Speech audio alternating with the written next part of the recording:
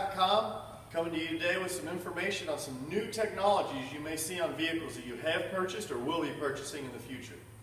The thing I want to talk about today specifically is the collision avoidance system. Basically, on your collision avoidance system, you have a built-in radar system on your car. You have a radar system in the front and the rear, as well as you have many sensors throughout the car. Some in the grille, some will be in your fender, some will be in your mirror, or even in your door and surrounding the other car. You can have up to 12, 16 sensors that'll tell you what is going on around your vehicle. Well, what does this mean for you? Well, also on your vehicle, in the back of the rear view mirror, there will be a camera. That camera is the eyes seen forward for your car. It also integrates and works with the radar system, which senses objects in front of you and actually tells you, it'll start to nudge you to one side or the other. The car will predictively tell you where it wants you to go. Some of you may have even seen there's a little coffee light in the dash. It's a little coffee cup. It's telling you that you need to wake up because your car is sensing that you're tired and you're drifting one way or the other. So lots of new crazy things that you've never seen before.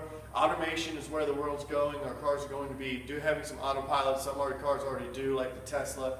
But back on point, talking about the car that you're going to buy. Well, why does this affect you? Well, obviously, if you go in for a wreck, these sensors need to be replaced and recalibrated. They have to be aimed, and it is very precise. But say that you get a rock chip in your window, and you have to have it replaced. Well, perhaps one of the companies comes out and does it for you, or else you take it into a shop and they have somebody do it.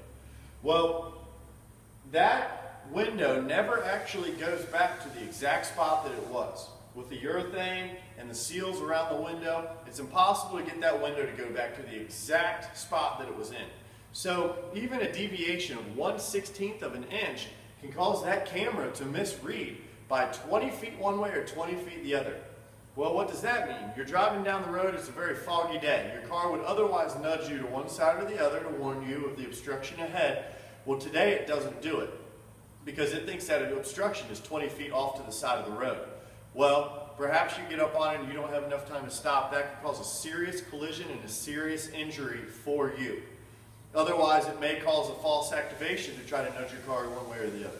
So it is very important to make sure all the systems on your vehicle are calibrated properly. Most dealerships should have the technology to be able to do that. Independent shops may or may not, depending on how large they are and what their overhead is. Here we have the Snap-on Zeus. We have an Autel scanner. Both are capable of doing a relearn while you're driving down the road. Basically, we can check on it. We can do a calibration relearn, and we can move that camera to make sure it's in between certain lines on a road test. Also, often we have targets that we have to set up. We have to measure a certain specific part, and we have to aim at these targets. So the more you know about your system, the better. Almost anytime you have a part replaced nowadays, you're going to have a calibration update. We go in with the computer, we update the cars, we do a lot of different things throughout, and it makes sure that all of the systems, all of the control area networks, all of the systems that are in your car are working in unison to keep you safe. So obviously with technology, we keep adding things to vehicles. We want to make sure that they're all working properly. Computers, all that kind of stuff. So when you're out there looking at a new car, don't be scared away. It's going to be on almost all cars by the end of 2019. This is going to be a common thing that we have to run into, but we want to make sure that you understand the way the systems work. If you do have a small issue, you understand why. Somebody may tell you it needs to be a calibration. You know, some of these things are not. They don't sound right sometimes, but in the world we live in, we're starting to get there. So, Ryan from DIY Car Guys, thank you guys for checking in. See you guys next week.